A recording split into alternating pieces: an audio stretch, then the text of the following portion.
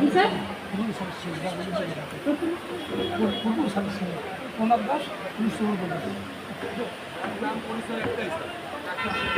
ধন্যবাদ স্মৃতিচারণমূলক বক্তব্য প্রদান করার জন্য। এবারে মঞ্চে আহ্বান জানাচ্ছি Pranab Das, SSC batch 1994। Pranab Das, SSC batch 1994।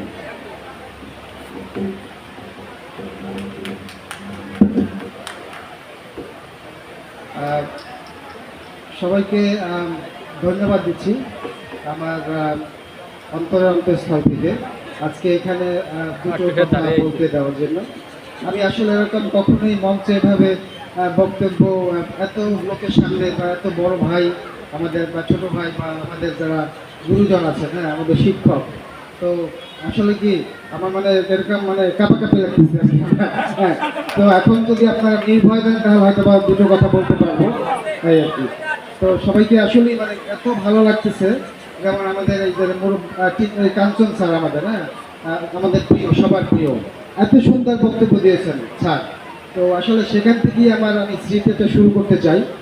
Sir আমাদেরকে ডাকতো ক্লাসে, কখনোই নাম ধরে ডাকতো না, বলতো এই পক্ষী এদিকে আসো, ভালো করে পড়াশোনা দরকার, এই ময়না টিয়া, এরকম করে ডাকতো।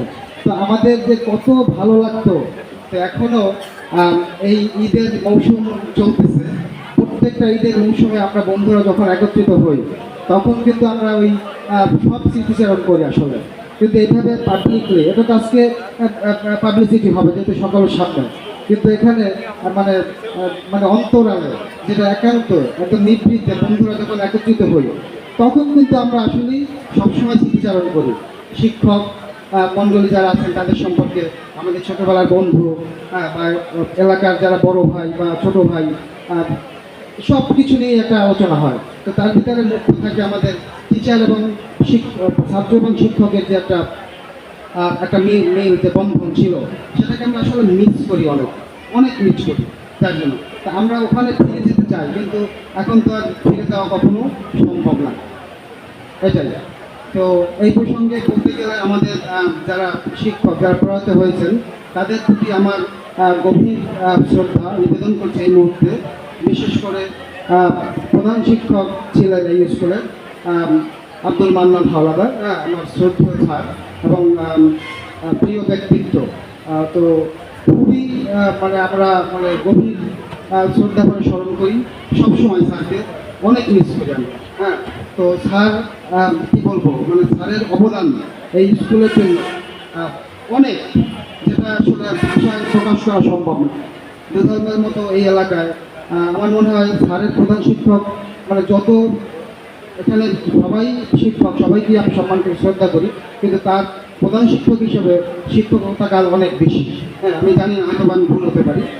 তো সেটা খুব সুন্দর আমরা কাটিয়েছি এবং ওই সময় আমি এই স্কুলের ছাত্রত্ব মানে ছাত্র হিসেবে থাকতে পেরে নিজেকে অনেক গর্বিত, অনেক ধন্য মনে করছি।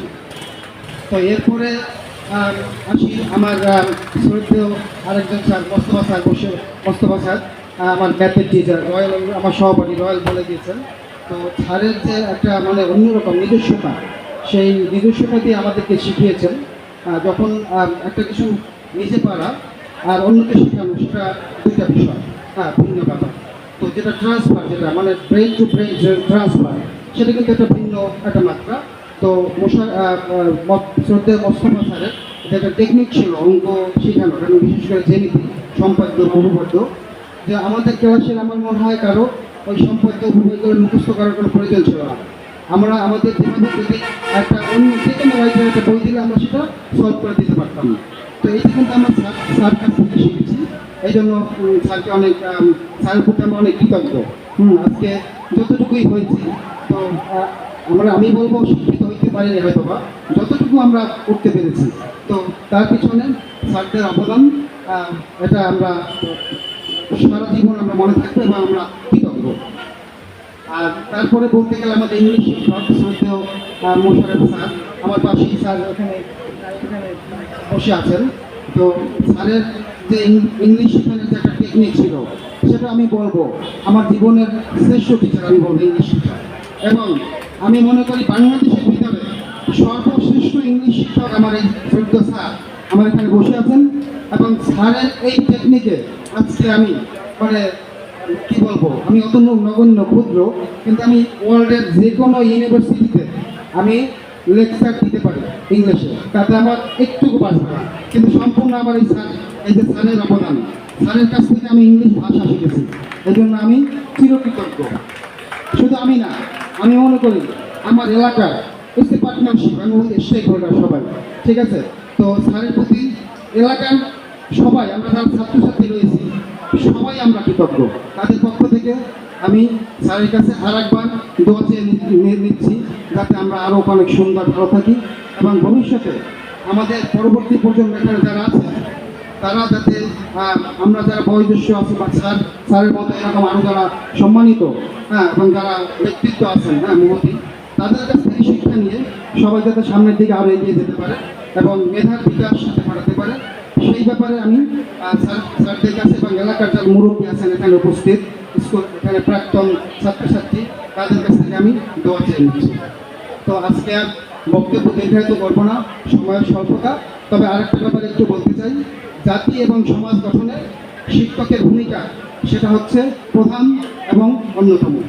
তো এখানে যারা এই এলাকায় যারা যারা শিক্ষকতা পেশায় নিয়োজিত আছেন তাদের প্রতি আসলে আমার অনুরোধ করা, আসলে এটা আমি খুবই নগণ্য অনুরোধ না, আমি বলবো আমরা আশা করব তারা যাতে আমাদের যদি ভুল ভ্রান্তি হয় সেটাকে যাতে আমাকে ধরে ডাক দিয়ে দিতে, এরকম পিঠে একটু পোষা দিয়ে যে বেটা ভুল হয়েছে এটা ঠিক করে করো, তাদের কাছে আমরা সারা জীবন পরামর্শই দিয়ে যাবো। আর আমরা যত পারি আমরা ভুলের মাত্রাটা, ভুল হয় মানুষের, কিন্তু ভুলের মাত্রাটা যাতে কম হয় সেদিকে আমরা সবাই অনেক লক্ষ্য রাখবো এবং দেশ এবং জাতি গঠনে সবাই অত্যন্ত সতর্কভাবে আমরা অবস্থান করবো এই সমাজে মিলেমিশে, এবং সামাজিক সম্প্রীতি যাতে সেখানে সুন্দর বজায় থাকে, এটা বিবেচনা করে আমরা সামনের দিকে এগিয়ে যাব এই প্রত্যাশায়। সবাইকে আরেকবার ধন্যবাদ জানাচ্ছি, ভালো থাকবেন।